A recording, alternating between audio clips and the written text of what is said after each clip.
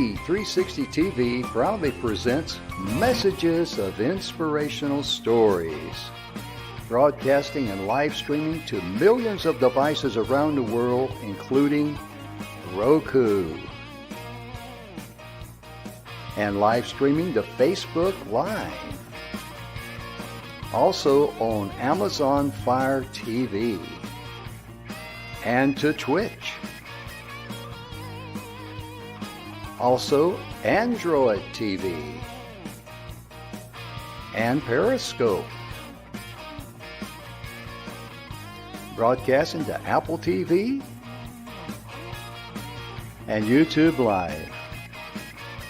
Proudly brought to you by our host, Donna, producer and host, Michaela Vidal, host and administrator, and Jim Grant, producer and host. Proudly brought to you by the 6minutewebinar.com.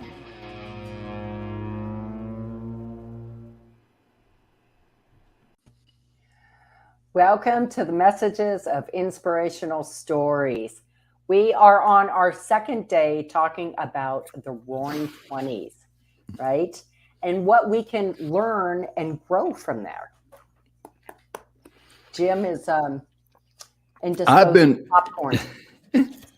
Ladies and gentlemen, I had to have me some popcorn because all the stuff we've been talking about has just been popping left and right.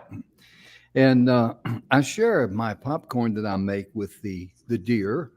They like popcorn too, and we have this special feed. We don't feed them deer corn. We feed them a special feed for the deer, and they like it, you know. And they're like any animal. When the food dish is empty, they look like, where is he at? I mean, it's amazing how animals become, you know, in charge of your life, and they mean so much to us. I mean, look at that little rascal right there. Is that Glock or Bullet? This one's Bullet. Bullet. Hey, Bullet. This is the live wire of my house. Mm-hmm. Yeah. He is gracing me with a moment of silence. Mm-hmm. Usually he's running through the house and raising all kinds of cane. Mm-hmm. Hence the name Bullet. Do we need to say more? Do not get downrange of that boy. No, he's about as fast as one too. Oh my goodness gracious, he certainly is. And you know, yesterday we had a wonderful day kicking off the Roaring 20s. We started talking about the events that led up to it. The assassination of Archduke Franz Ferdinand and his wife Sophie, the Duchess. And that was the catalyst that got World War I kicked off. And by the time it was over or winding down, the world had something else had to deal with called the Spanish flu. And you talked a lot about that in the numbers. My goodness gracious. Yeah. Talk about doom and gloom, huh, Donna? Right. And it's H1N1 virus A, I believe is what they called it. Mm-hmm. Yep. Right. So it's been around a long, long time. And of course, you know, going through a little of that ourselves right now with, you know, COVID. Oh, yeah. Come on, buddy. Oh, yeah. I mean to tell you. And yesterday we covered, you know, some of the inventions that came out of the 1920s. The first one was convertibles, because the first cars were just topless. Mm-hmm. And of course, in inclement weather, that could be very, you know, it's like a motorcycle. Yeah. Very uncomfortable. Just make sure you wear your wash and wear clothes because you're going to need them. Right. And the guy that invented the convertible top, it was an amazing thing for him because he saw a need there. And when it comes to the convertible tops, my goodness gracious, those things were just a wonderful invention to have. And, you know, the convertible top was invented by a guy by the name of Ben P. Ellerbeck, Ellerbeck. And that was in 1922. So convertible tops came out before hard tops did. Mm-hmm. It was definitely a nice invention. Like, in other words, he figured a big umbrella on a car, you know? Right. And then, then we had the street lights. Yes, modern traffic lights. That was invented by who? a police officer by the name of William Potts, Out in Potts. Detroit, Yeah. Detroit, Michigan. Mhm. And you can imagine how he visualized, hey, it's okay for us to be out here directing traffic, but in inclement weather, that's not fun. Right. How about when necessary moments come up in your life when you need to take care of some human functions, to put it politely? Uh, if you leave your station or you leave the intersection, you can imagine all the chaos that breaks out. Right. All breaks loose. It sure does. So he invented that. And there was another guy that actually patented that, wasn't he? I think to something today, a guy in Ohio by the name You of know, Garrett, was it? uh, I want to say I'm trying to, Potts. yeah, it was Potts was the one who invented it.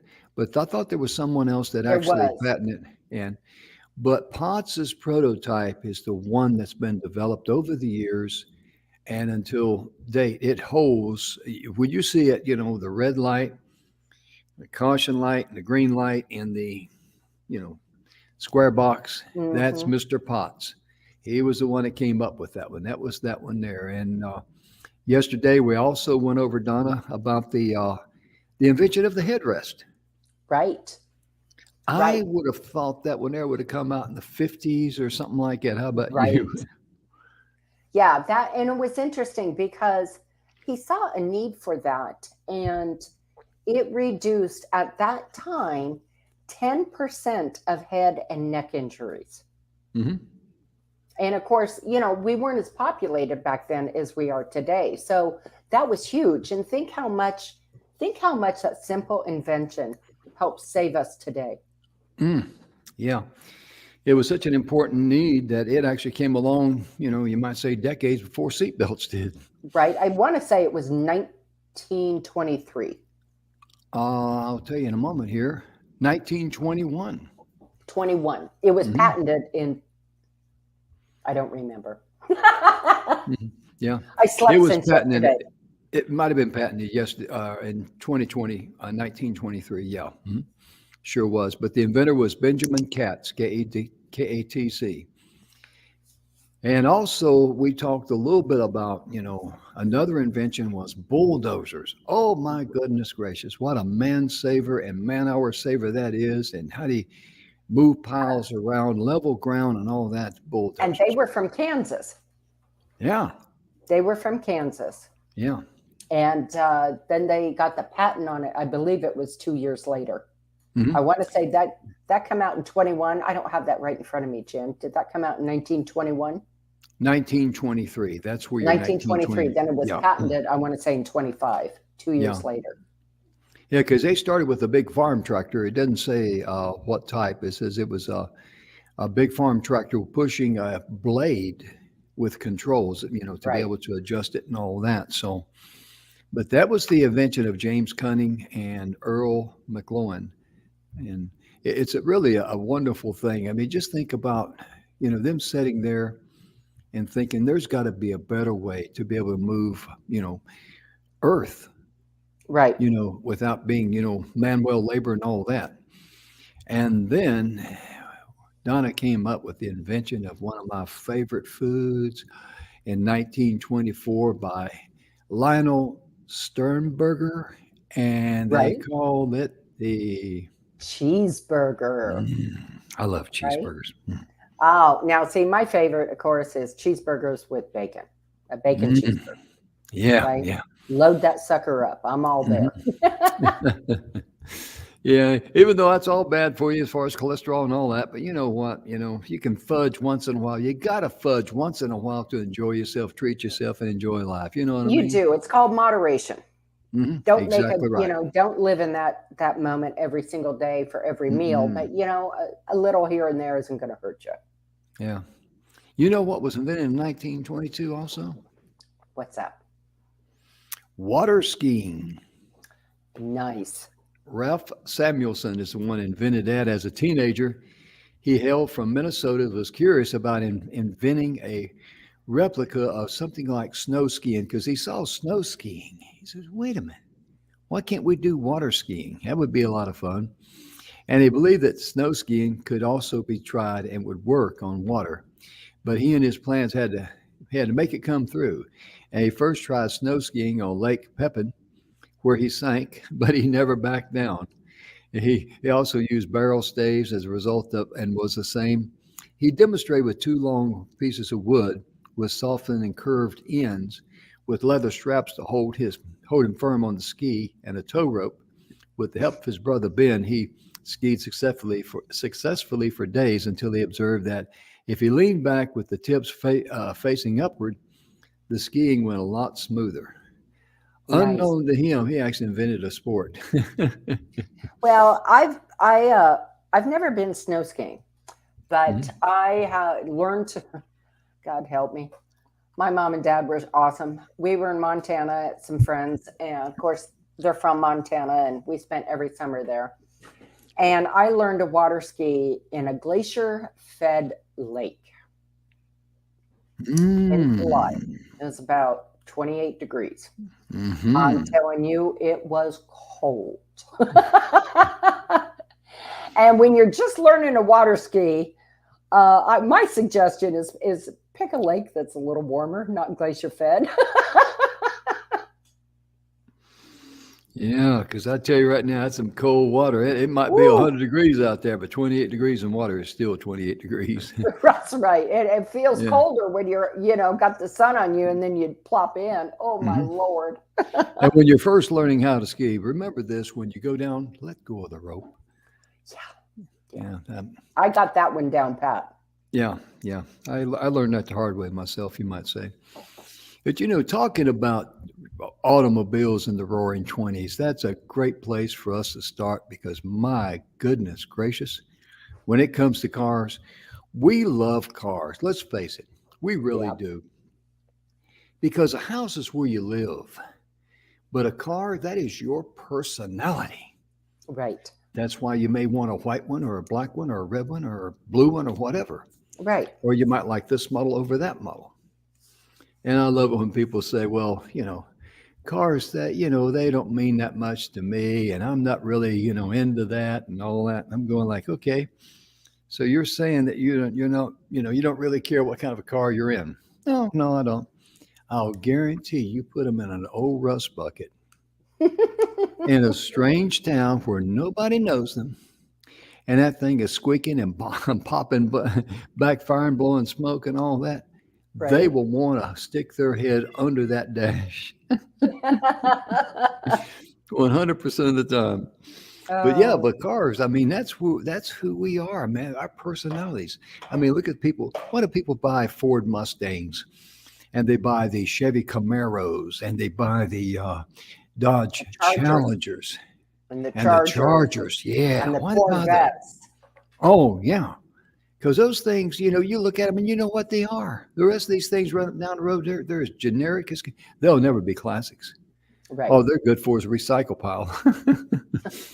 I mean, really, they're not going to be classics. They really aren't. I mean, I'm not trying to be cruel, but that's just the truth. But when it comes to car, oh my goodness, that's the one Siamese, huh? Yes, it's Magnum. Magnum. We call her Maggie May. Oh, I hear you.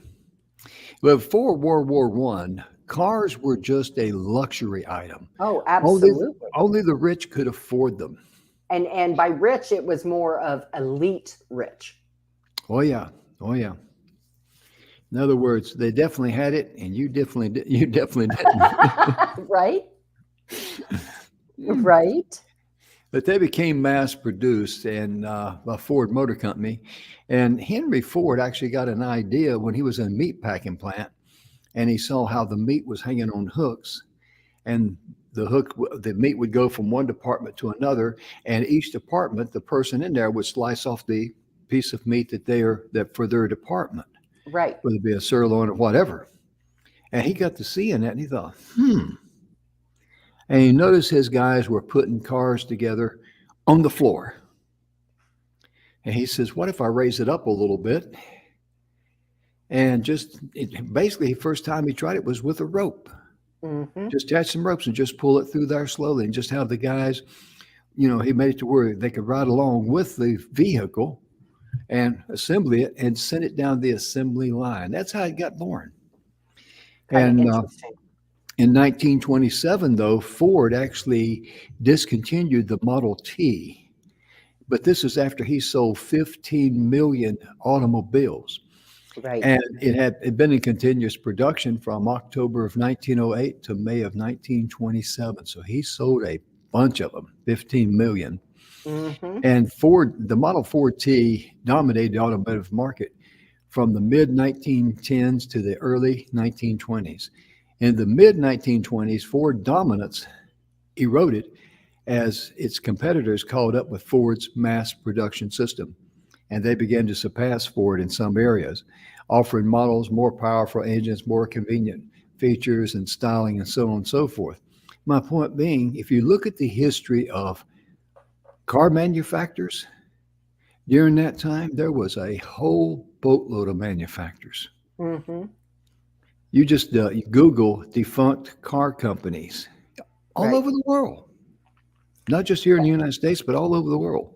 Well, here's And an interesting fact, though, mhm, about that, though, Jim, okay, is there was only about 300,000 vehicles registered in 1918 in all of Canada.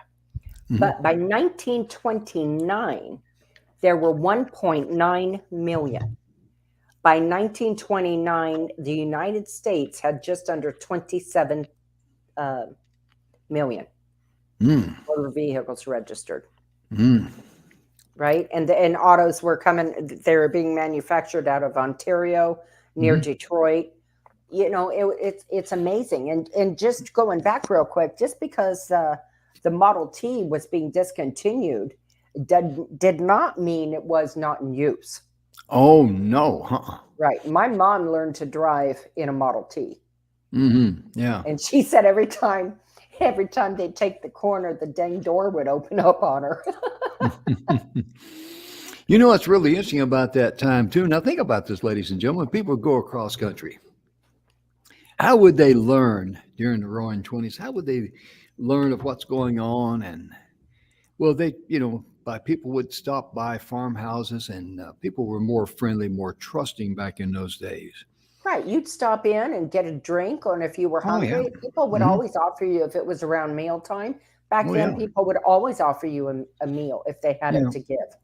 And you would also offer things in exchange like news, where you've been, what you saw, stuff like Right. that, because they didn't have the access to that information, you know? That was And the original telephone system. yeah, exactly. And what's really interesting, Henry Ford designed his cars to run off of just pure alcohol. Right. And that's how, now listen to this, that's how people got their fuel traveling across country, because there wasn't no Circle K's or Right. There 7 was no Elevens. gas station. No, because farmers grew their own corn and they made their own alcohol, some for drinking, some for rubbing, and some for, Right. heating up, lights and stuff like that. But I remember back in the 50s, on the farm there, we had, we didn't have, we ran Alice Chalmers on our farm, but neighbors had John Deere's. And those John Deere tractors would run off of gas or kerosene. And Hmm. when they ran off of kerosene, they pop, pop, pop, pop, pop, pop, pop. It white smoke up in there, and little smoke. So it was called a Poppin' John. Right. But see, that's how people got their fuel back in the 1920s Right. and the 1910s, and so on and so forth, because there wasn't gasoline available. And that is one of the things that I'm kind of jumping around here a little bit, but that's one of the things what created prohibition, Right. because they're trying to outlaw alcohol. That Because didn't work too well. yeah, no, it And I didn't. can tell you personally in my own family that my great grandfather and my great uncles were all shiners from Virginia, Gateway City, Virginia. And my grandmother, my great grandmother had a child, a little girl, and they lost them both in childbirth.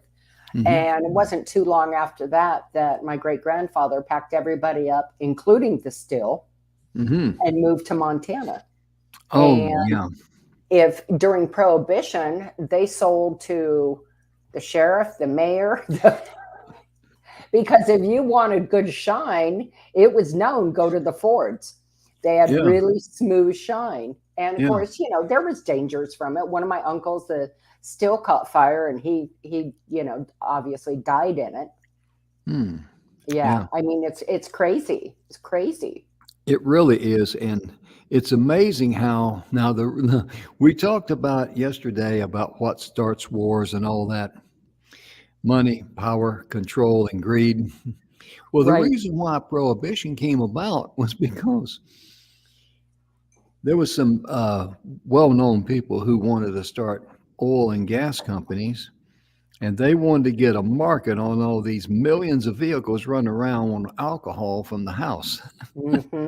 That was the catalyst. It had nothing to do about religion, had nothing to do about gangsters. It had Greed, everything to do with the pocketbook. greed, greed. Yeah, because I it's kind of easy because I remember one time I was on a friend and he was telling about his grandparents were going all over the place back in the 1910s, 15s, and 20s and all that. He said, "Well, how'd you guys get gas?" I said, "Stop at a farmhouse. They always had alcohol. Right. Fill it up. You have an extra tank. Fill it up. Off you go. Way by." And Right. it's just And people would oftentimes too, if they had the money, they would offer some money for it, or Mhm. they'd help them with chores. barter system. Yep, absolutely. Hmm. They'd help them with chores. I had to grab a couple pieces of popcorn. You want some, Mary Donna? I'll send it to you. I'll pass today. All right. All right. Okay. But I'll just have my coffee.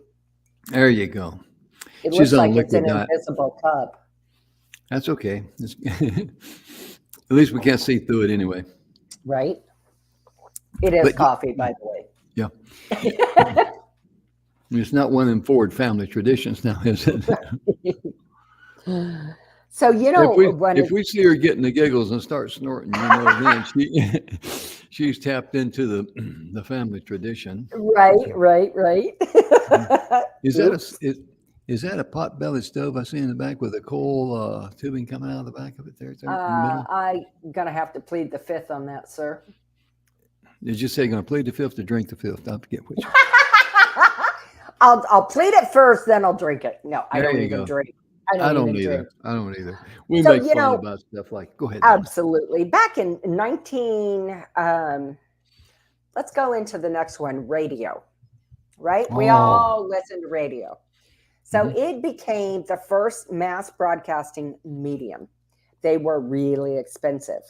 So, but it was, revolutionary. And people had radios long before they obviously had a TV. And you Mhm. would sit around, that was your evening after dinner. You'd sit around and listen to the broadcast of what was going on in the world. It held, it was called during the golden age of radio. Mhm. Radio programming was varied as the television programming of the 21st century. The 1927 establishment of the Federal Radio Commission introduced an era of regulation. In 1925, electrical recording, one of the greater advances in sound recording, became available and commercially issued gramophone records.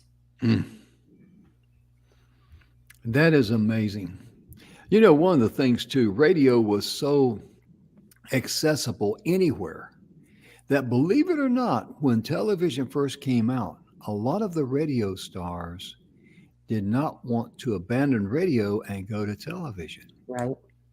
because people could listen to a radio at work, At home.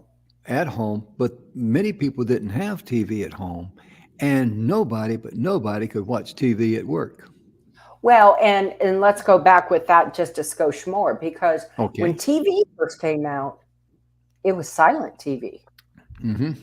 Oh yeah. Radio had advanced and there was talking on it, but when TV first came out, it was the silent era, the silent movies. Yeah, silent movies. You're exactly right. That's another great point. Yeah, because that's a lot of stars. They thought TV would be a flop. Right. Nobody's going to watch that stuff. Nobody's going to waste their time and money. Oh, yeah. And this true stars, this is kind of like a nicety to know the true stars that came out of the vaudeville area who made it in television, the thing that they had in their favor was the fact they had been performing in front of live audiences. So performing in front of a camera with some people around was the same thing. They were experienced. Hmm. Whereas a lot of actors today who just go through the training and then they get on the camera, they can act, but you put them in front of a crowd and they look a little rusty. Have you ever noticed that, Hmm. Donna? Have you ever seen them like that? Yep. Yeah, that's Absolutely. why. That is why. And I just want to throw that in for extra. I'm not going to charge you any more today for that. You're so good to everybody, Jim. He's But going to pay also us in too, popcorn. there you go. There you go. But also too, cinema. The cinema Yes. boomed, producing a new form of entertainment that virtually ended the old vaudeville theatrical group genre. There you go. Watching a film was cheap. It was accessible. Crowds surged into new downtown movie palaces and neighborhood theaters. And Hmm. since the early 1900s, low-price cinema successfully competed with vaudeville. Many vaudeville performers and other theatrical personalities were recruited by the film industry, and they were lured by greater salaries and less arduous working conditions. The introduction of sound, aka the talkies as they called them. I remember Right. my dad talking about the talkies, which didn't surge until the end of the decade of the 1920s, but eliminated vaudeville's last major advantage and put them in a sharp financial decline. The prestigious, how you pronounce that, Orpheum Circuit, Orpheum Circuit. yeah, a chain of vaudeville and movie theaters, was absorbed by a new film studio. So look at the changes here. Now, this is very, Right. very important, especially for people that saying, well, I can't wait till things get back to normal. Things never got back to normal after World War One. Right. Things never got back to normal after the Spanish flu. And things are not going to get back to normal today. After Right. COVID, after the war we see right now going on in Ukraine and Russia on Ukraine, things are not going to go back the same. There's no way. There's too many changes. Everything's always evolving. Everything Right. is on all fronts. But the thing is Mhm. that because of the Roaring Twenties and why we're doing this is that it was a period of the most exponential growth Yeah. our history has ever seen here, at Mm. least here in America, right? Oh, yeah. Right. So what we are talking about is learning from it and how we can grow because history repeats itself. And by that, what we really mean, folks, is that things aren't going back to change, just like Jim said. It's not going to go back. So we need to learn how to go forward, be adaptable, and be ready. Mhm.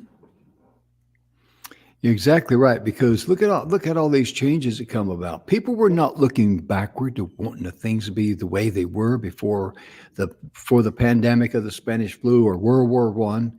They weren't wanting to go back to 1900s or 1915s or whatever. Right. They were looking forward to the future, and Absolutely. they were coming forward. They were letting open their mind and dream. And that's what we need to do every day of our life. We need to open our minds. We need to dream. I don't care what your dream is. There's no such thing as a small dream. No. If you dream of reading one book a year, just one book a year, Mhm. which is nothing, that's a worthy dream, isn't it, Donna? It certainly is. It It certainly certainly is. is.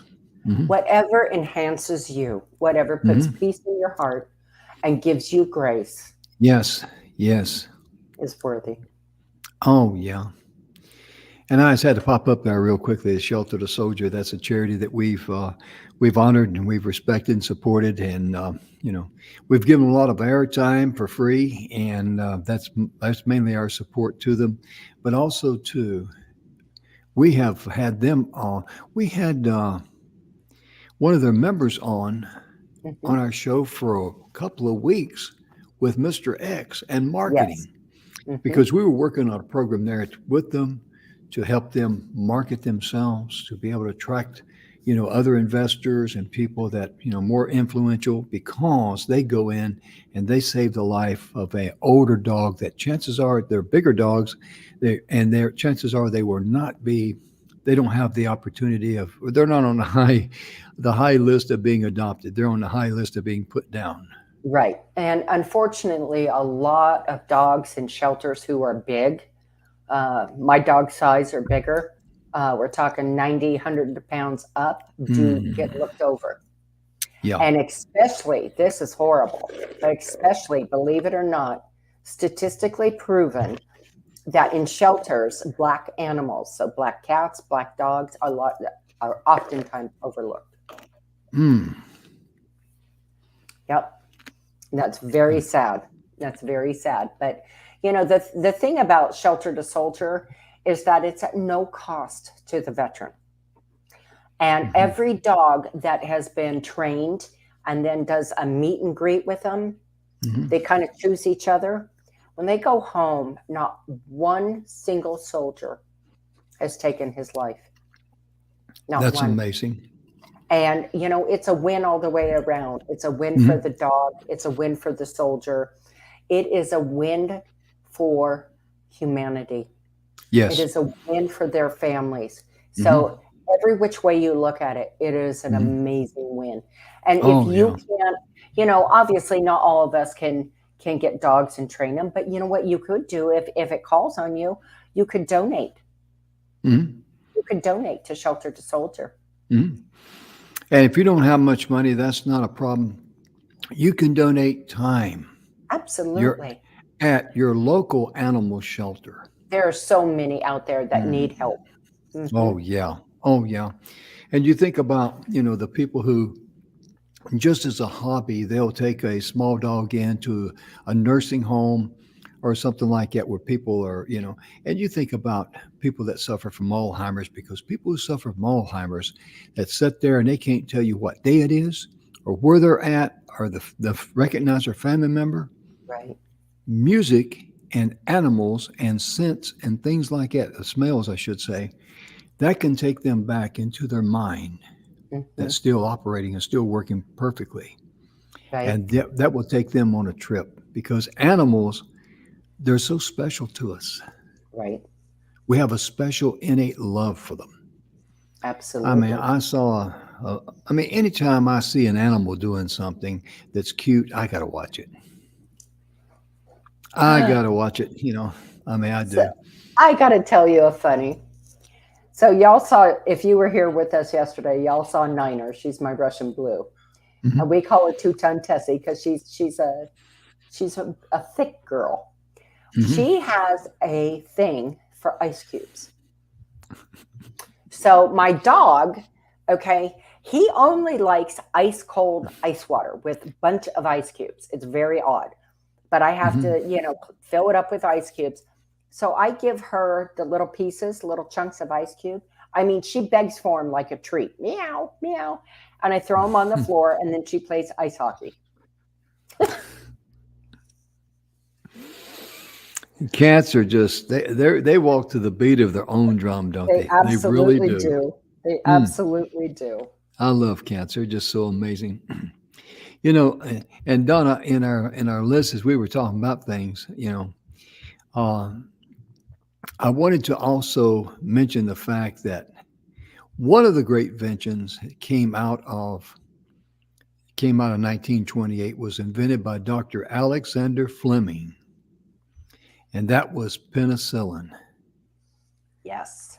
Because think about that pandemic they had, the Spanish flu. Medicines were few and far between. Yeah. A lot of people died.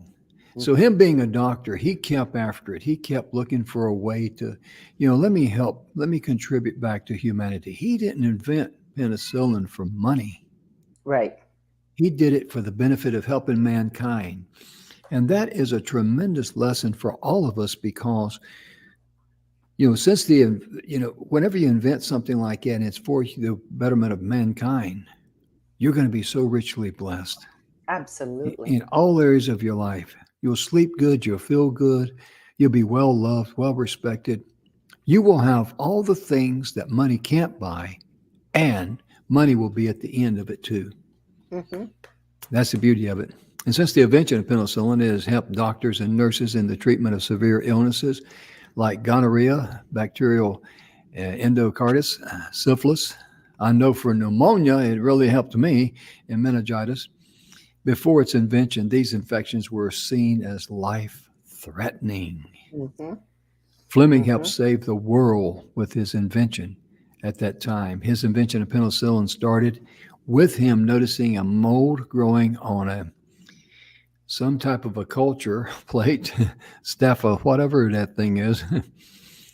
But his experiments were on the influenza virus in a laboratory in St. Mary Hospital in London. He's often described as being careless. So I guess he accidentally fell into this thing. But Right. think about that. Think about the tremendous service, because gonorrhea and syphilis and pneumonia, that was considered life-threatening diseases. Mm-hmm. And Right. the reason we syphilis consider undetected or untreated leads yeah. to insanity. Oh, It yeah. goes in and Oh, attacks the brain. yes, because that's what happened to Al Capone. Mm. That's what happened to his brain. It sure did, because he did not trust. He was first in Alcatraz, and then they moved him someplace. I forget where they moved him to, because I think it was Atlanta, because he was no longer a threat. I mean, he was just he was in pitiful shape mentally. But syphilis destroyed his brain. It sure did. It's really amazing. So let's go on to something else that happened in the 20s. Okay. New infrastructure. Right? So we hear about that obviously today, new infrastructure. We're going to do this, we're going to do that. So it led to celebrating automobiles led to celebrating mobility. So cars and trucks needed road construction, new bridges, regular highway maintenance, largely funded by local and state government through taxes on gasoline. So, well, that hasn't changed at all, has it, folks? Yeah, it has. It's went up. Yeah, well, other than that, right? The sky's the limit. Yeah, absolutely. But new industries were spun off to make tires, glass, refined fuel, and to service and repair cars and trucks by the millions. New car dealers were franchised by the car makers and became prime movers in local business communities. Tourism gained an enormous boost with hotels, restaurants, curio shops, etc. So, look where we are today, because we came out of such a bad time, Jim, in the 20s, or, from the 20s, when everybody wanted to grow and evolve. Yeah, we all benefited from that. I mean, you think about what we just read, the invention of penicillin, the invention of cars, the invention of, living a good life and all that. Who would want to go back to the pre days of cars and go back to the horse and buggy? And, the not having penicillin, for example, who would want to go back to that? Absolutely nobody. Right. So well, I was just going to say, and the advancements we've had since penicillin. Think about that one. Oh, yeah. I mean, it's just amazing. We're so blessed. We are. Ladies and gentlemen, we're so blessed. We live in an information age where information is just exploding exponentially. We know all at our fingertips. Oh, yes. We have, so much at our hands. And it's amazing how we can improve our health. We can improve our attitude. We can improve our lifestyle, all with a laptop, computer, or cell phone. Think about that. Think about that technology. If you want to, find some way to help you overcome struggles in life, help you tear down barriers, as Donna's like to say, it's either a person, a place, or a thing. It might be a combination of all three. And love them and let them go. Yep. And be kind enough to hold the door for some of them and lock And then it when they're close it gone. tight behind them. But Donna, you experienced some ups and downs in your life. I mean, I can't imagine what you went through. I know we share this a lot, but most importantly, folks, people out there really need to hear this because there might be someone that could really need to hear Donna's situation because this is the why she tells her story. And I believe I got this right, and if not, please correct me. You were told that you had MS the same day that you went over to have to schedule your first brain surgery. Am I right on that? That is correct. That How is did correct. how did you feel when that happened? I mean, that had to be a low point. It gutted me. I got to be honest with you. I Yeah. cried. My youngest daughter was with me, and she cried. And she was in high school, Hmm. and literally crawled up in my lap in the doctor's office, sobbing like a little girl. I getting teary thinking about it. Hmm. It was such a you have to look at it. At the time, I looked at it like, oh my gosh, this is it. This is what I've got. And I remember distinctly my daughter, through her tears, looking at my doctor and saying, is she going to be crippled and die? And the doctor said to her, it's very possible. Oh, wow. And I told, we left and composed ourselves. And I told her, several days later after I digested it, that, it's okay. And I've had arthritis, severe arthritis my whole life. And I said, honey, it's just one more thing.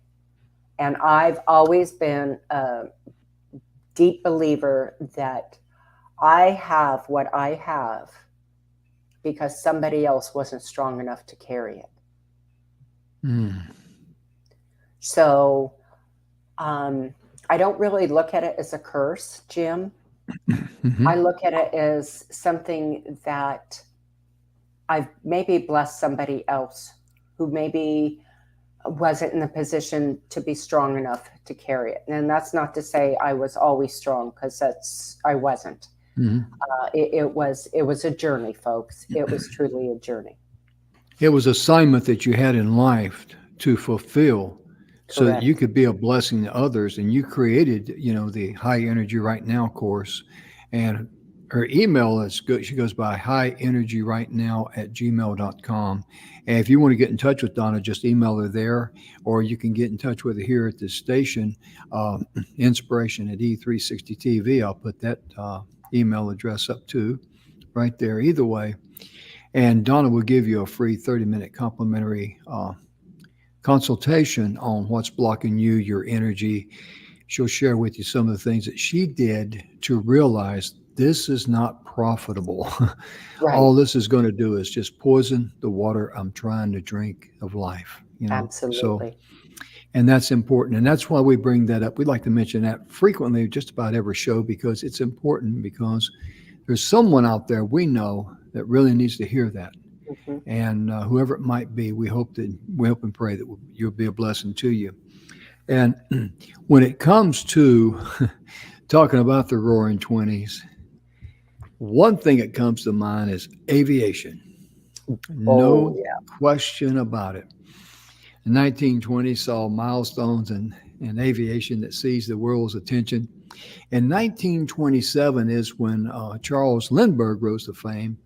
He was the first one to do the solo, nonstop transatlantic flight. He took off from Roosevelt Field in New York and landed in Paris at the Le Bourget, I don't know how you pronounce that, airport. It took him 33.5 hours to cross the Atlantic. The name of his plane, of course, is the Spirit of St. Louis, with a custom-built engine.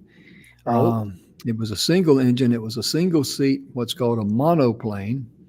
It was designed by aeronautical engineer Donald Hall. In Britain, Amy Johnson was the first woman to fly from Britain to Australia. flying solo with her husband, Jim Mollison, and they set records during the distance. But that was in the 1930s. But think about that. Right. In 1927, he's flying across the Atlantic. And for 33 hours, he's in a plane by himself. It's only got one seat. There's no cruise control. No potty breaks. I'm not going to say anything there.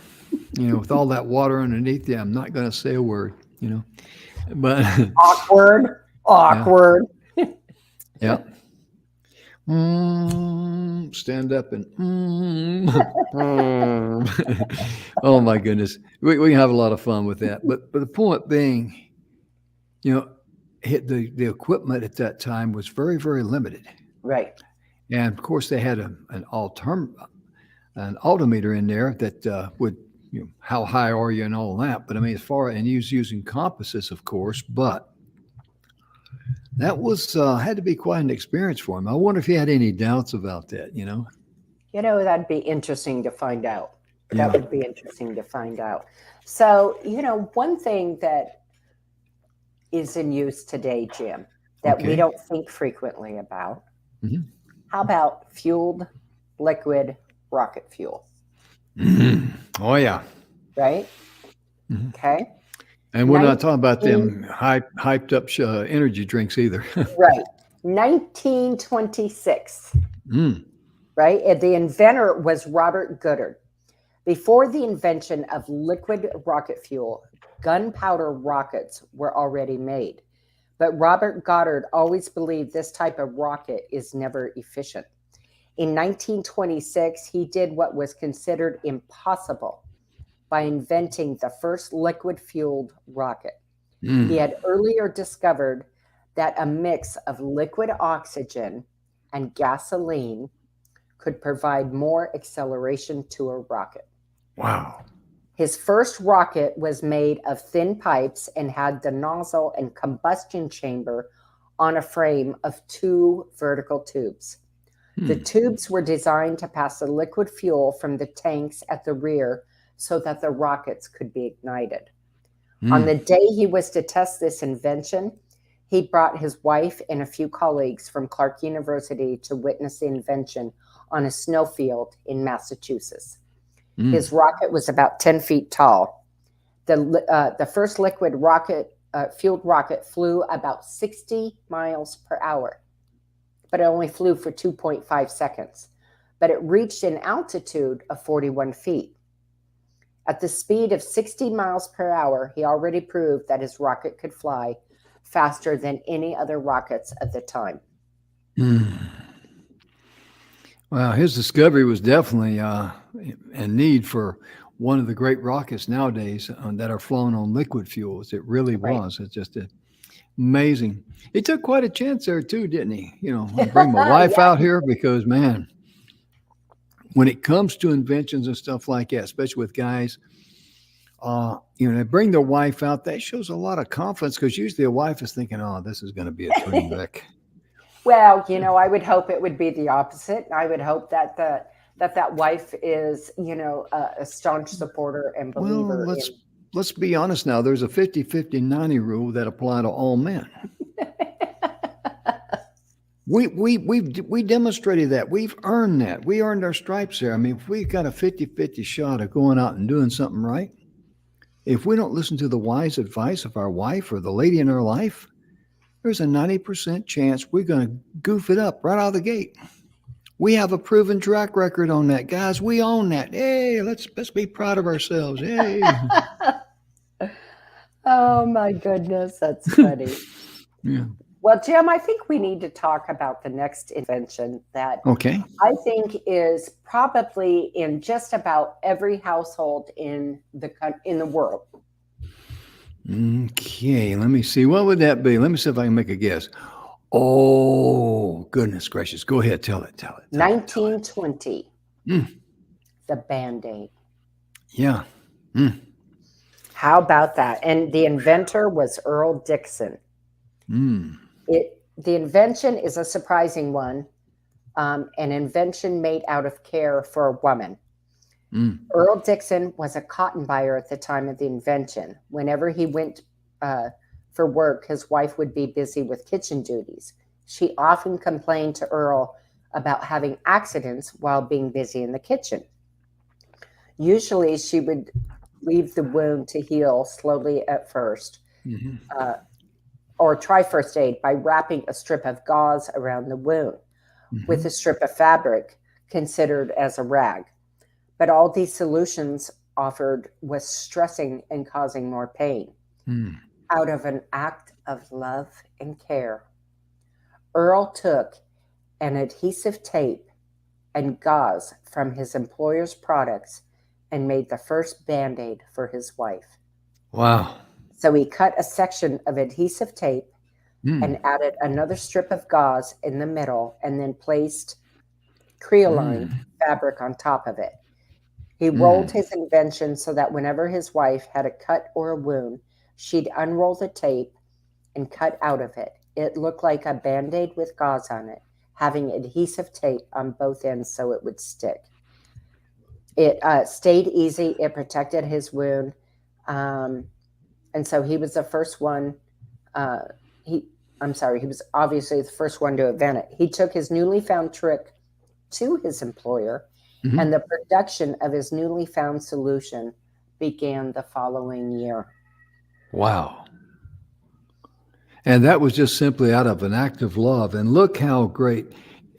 In fact, I used the Band-Aids in a joke because when I came home from open heart surgery on the 6th of November in 2021, of course, they 8-inch incision and they glue you shut. Right. And I was telling a friend of mine about it, and he says, Jim, they didn't stitch you together. And I said, no, they just glue you shut. That's it. Mm-hmm.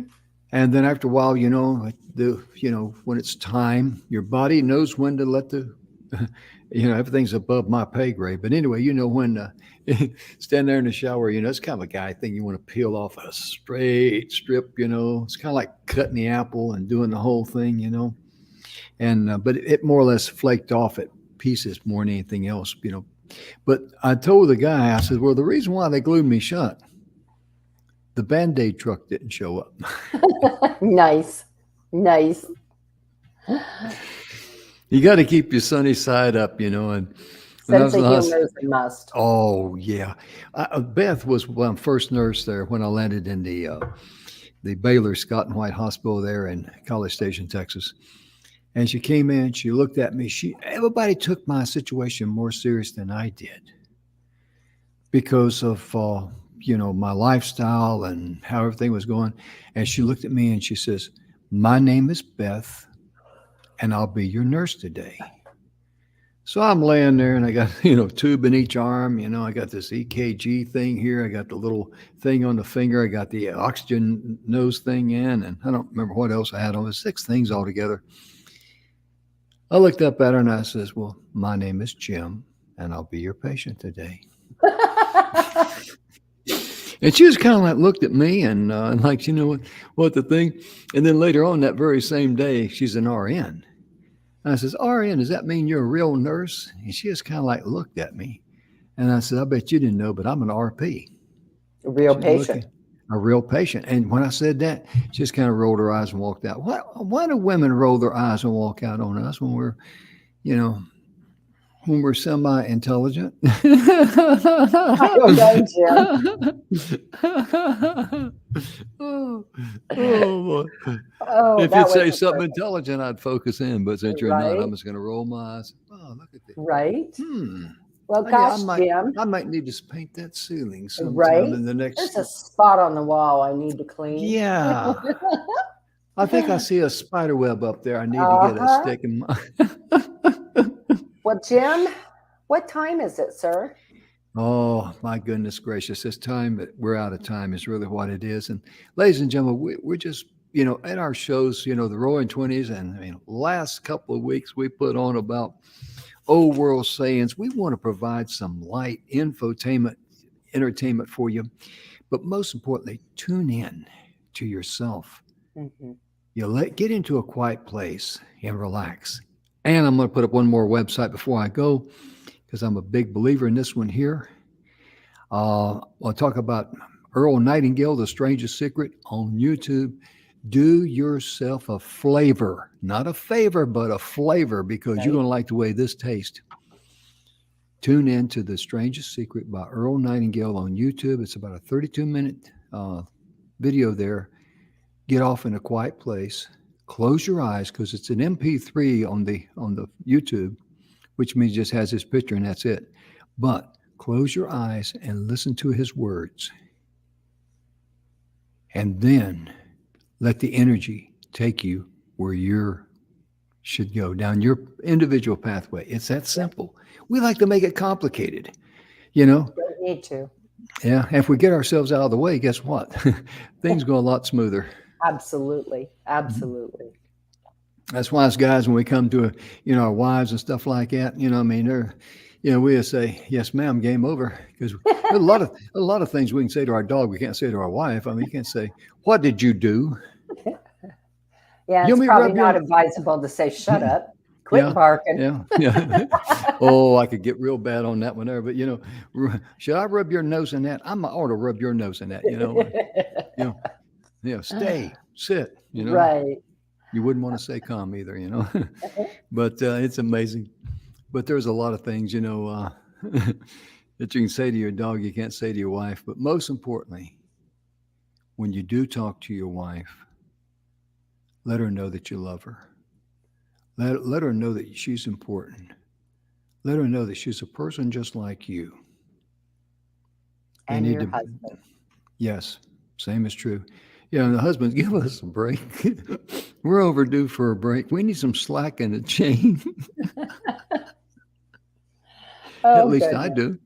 I'm speaking of personal experience on that now.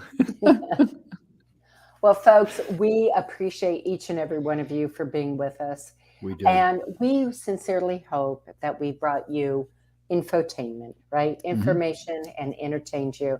And we're a little ray of sunshine in your life. Absolutely. And we'll be back tomorrow with some more interesting inventions of the 1920s, the Roaring 20s, share some more information about the Roaring 20s, because it was a time when people said, enough. We're tired of the doom. We're tired of the gloom. We're tired of death. We're tired of all these other things. And the cat says, hurry up. We're out of time. So we got to go. Yeah, Niners in here. We'll see you tomorrow, folks. Bye-bye. Bye-bye.